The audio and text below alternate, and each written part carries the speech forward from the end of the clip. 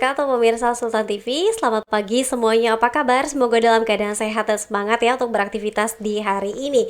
Seperti biasa pemirsa, di pagi hari ini tentunya kita kembali menjumpai Anda dalam bincang hari ini di edisi Jumat 4 November 2022. Sebelum kita membahas tema yang sangat penting dan sangat menarik untuk kita bahas di hari ini, kita ingatkan kembali untuk Anda yang belum memfollow media sosial kita di Instagram kita di @sultantv.co dan juga @beritasultantv, lalu fanpage Facebook kita di @kreatifsultan dan juga YouTube streaming kita di Sultan TV. Nanti di segmen ketiga Anda juga bisa bergabung ya untuk bertanya langsung kepada narasumber kita di hari ini. Dan juga pemirsa, tayangan kita bisa disaksikan melalui TV satelit Nin Media di channel 026. Pemirsa, beberapa waktu lalu pemerintah melalui Badan POM ini sudah merilis nama-nama atau juga sejumlah obat yang mengandung senyawa atau bahan kimia berbahaya yang terdapat pada obat sirup anak. Nah, salah satunya ini bahan berbahaya tersebut ini etilen glikol ya. Etilen glikol ini ternyata merupakan senyawa organik yang digunakan dalam pembuatan fiber. Lalu, apa saja senyawa kimia berbahaya yang terdapat dalam obat dan bagaimana reaksinya terhadap organ-organ tubuh manusia sehingga ini menimbulkan kerusakan, dan mungkin salah satunya disinyalir menjadi salah satu penyebab gagal ginjal misterius pada anak. Di studio Sultan TV senang sekali pemirsa telah hadir narasumber kita, Ibu Fitria SSI MSI selaku dosen kimia Universitas Banten Jaya. Assalamualaikum, selamat pagi Ibu Fitria. Waalaikumsalam, Mbak. Selamat pagi. Selamat pagi, aku panggilnya Bu Fitri. Boleh. Bu Fitri ya, sehat ya Bu? Iya, alhamdulillah sehat. Alhamdulillah. Wah, Bu Fitri ini juga sedang di program pasca sarjana ya Bu Oh iya.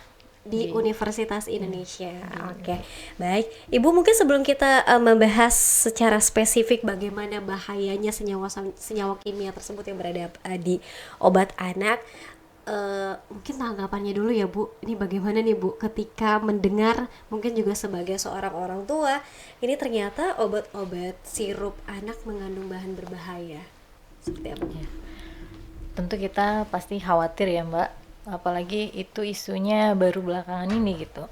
Padahal mungkin obat sirup terutama buat anak-anak sudah sering kita gunakan, tapi ada bahayanya, ada masalahnya baru kejadiannya ya sebulan 2 bulan belakangan inilah gitu.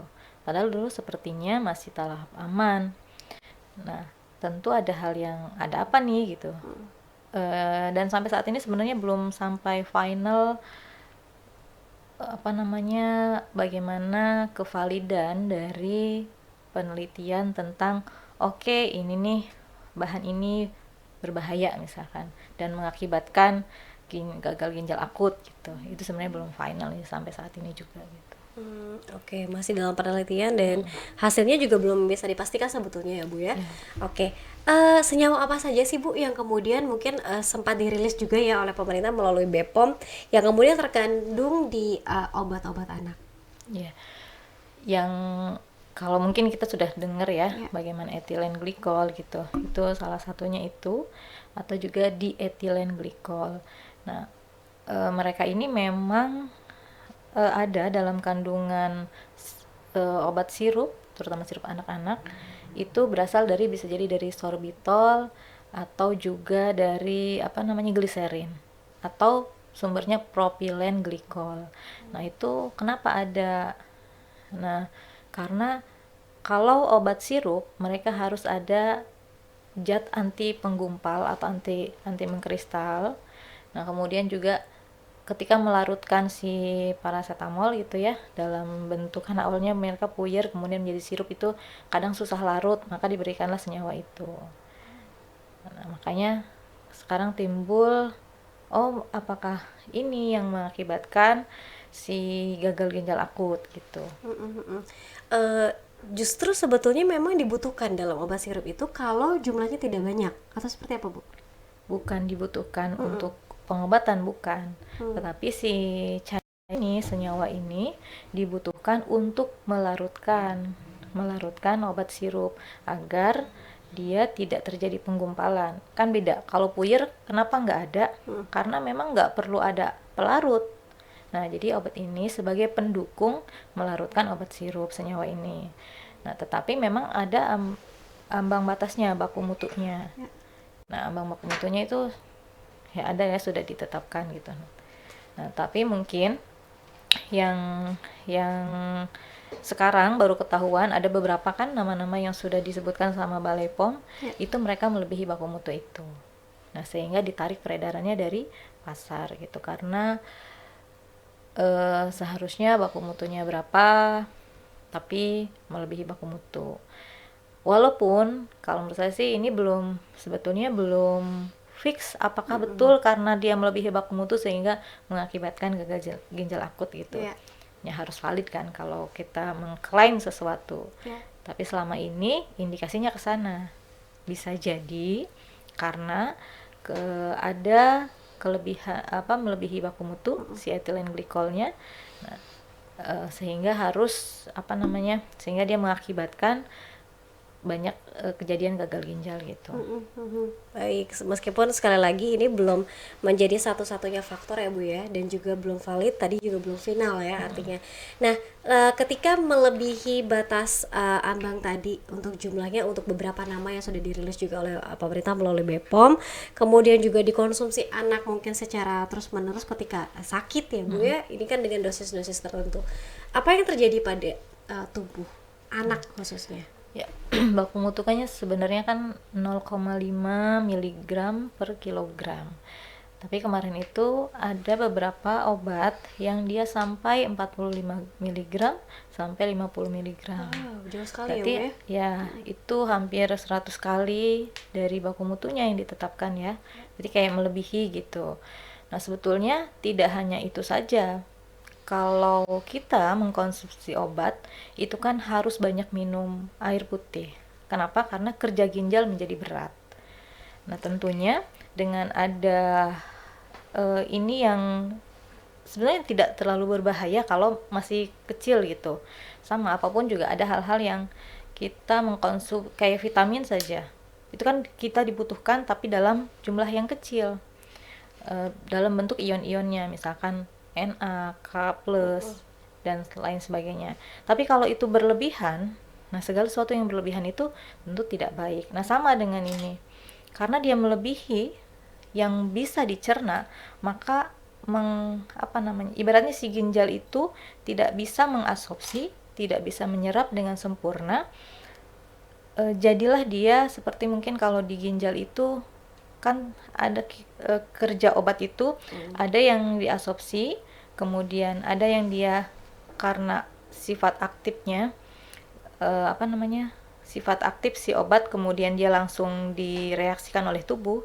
Nah, beberapanya kalau dia tidak dicerna itu si ginjal ya terperangkap ibaratnya gitu ya, sehingga tidak diolah. Nah, kalau sesuatu kelebihan itu kan biasanya harus keluar. Ya.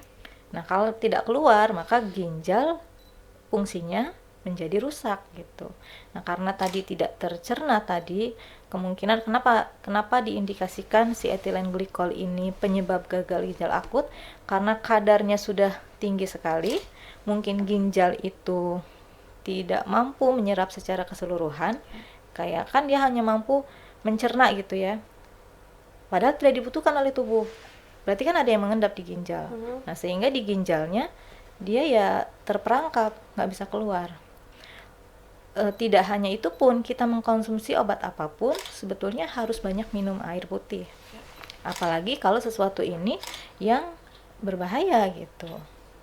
Makanya sebenarnya kalau di negara luar kan anak kalau masih sakit panas sehari batuk gitu, mereka tidak langsung memberikan obat.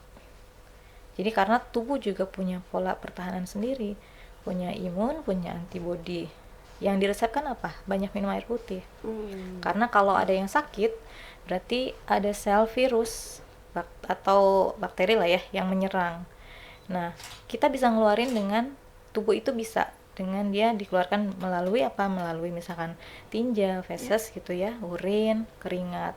Nah, dengan kita banyak mengkonsumsi air putih, maka dia bisa keluar. Itu juga yang kadang-kadang orang saya emang nggak perlu minum obat gitu ya, sembuh sendiri ya, karena memang punya antibodi sendiri dan banyak makan air sehat, air putih, itu juga bisa sebetulnya kalau tahapnya tubuh kita masih bisa menangkal. Tapi kalau sudah tidak bisa lagi menangkal ya perlu bantuan obat tadi gitu.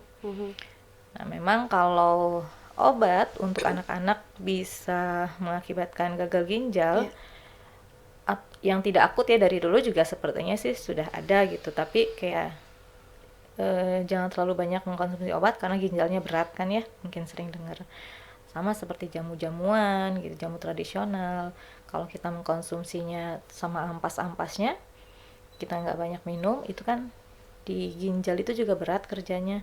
Nah sepertinya hampir sama dengan ini tapi levelnya lebih tinggi gitu, kalau bahasa sederhana saya sih gitu. Ya, baik. Dan ternyata begitu pemirsa ya, tidak hanya obat yang tadi ada ambang batas tertentu melebihi ambang batas, namun juga semua obat seharusnya sih diiringi dengan minum air putih yang banyak Iya, ya Bu ya.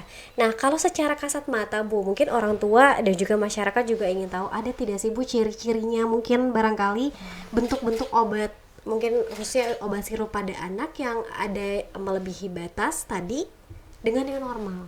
Ataukah kita harus Iya, iya. lebih teliti mungkin ya membaca komposisi? Kalau secara kasat mata pastinya susah untuk dibedakan Iya. karena ya sudah menyatu kan, itunya juga berupanya cairan kan, jadi nggak bisa terlihat. Apalagi biasanya botol sirup, botolnya kan kacanya gelap gitu ya.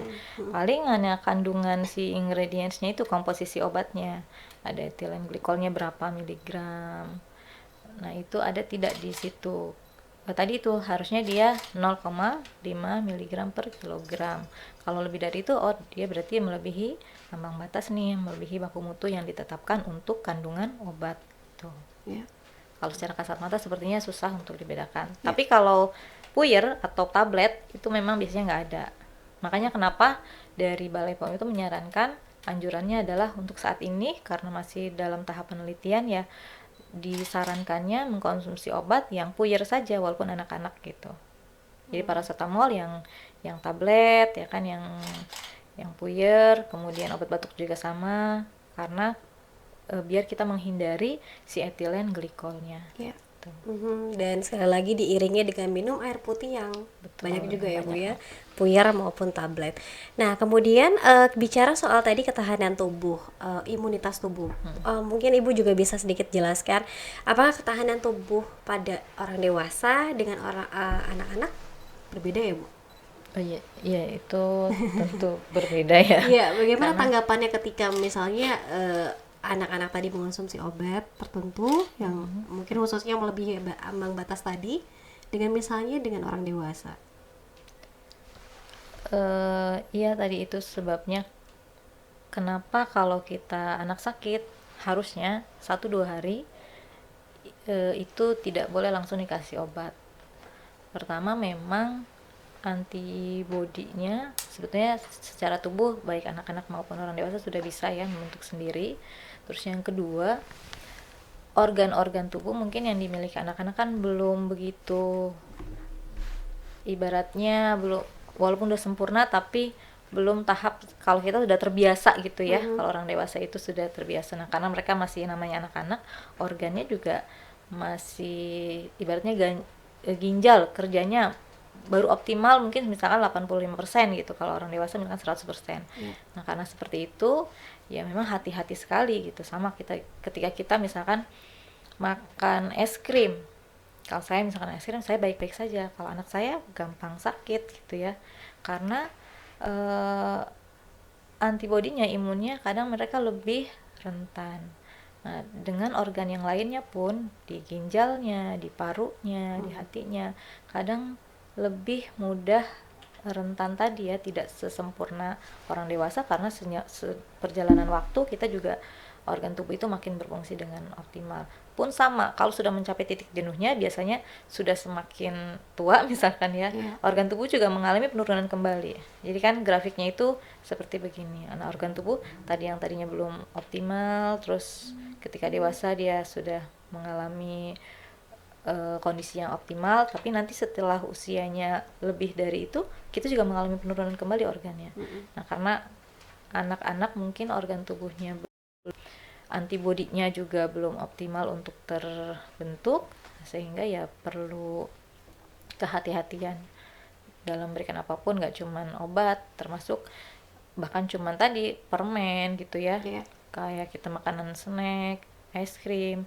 Kalau saya kadang makan perasaan baik-baik aja, tapi makanya bareng anak-anak dia kadang besoknya langsung batuk gitu. Nah, itu sebenarnya pola juga sih, pola hidupnya. Ya, baik. Ini menjadi perhatian tentunya bagi para orang tua juga ya Bu ya, untuk kemudian juga lebih memperhatikan anak-anaknya lagi, sehingga tadi asupan-asupan yang kemudian dimakan oleh anak ini bisa diperhatikan juga dengan baik. Lalu nanti usai jeda Bu, kita juga ingin tahu apakah penyakit gagal ginjal pada anak ini berarti kan ini sesuatu hal yang mungkin dilakukan dalam kurun waktu yang cukup panjang barangkali ya Bu ya. Jadi kan kalau kerusakan ginjal ini kan mungkin tidak 1 kali 2 kali minum obat kemudian langsung terjadi kegagalan ginjal tadi. Nanti kita akan bahas ya Bu ya, bagaimana kemudian senyawa tadi merusak organ tubuh pada anak dan juga manusia. Pemirsa tetap bersama kami dalam Bincang Hari Ini.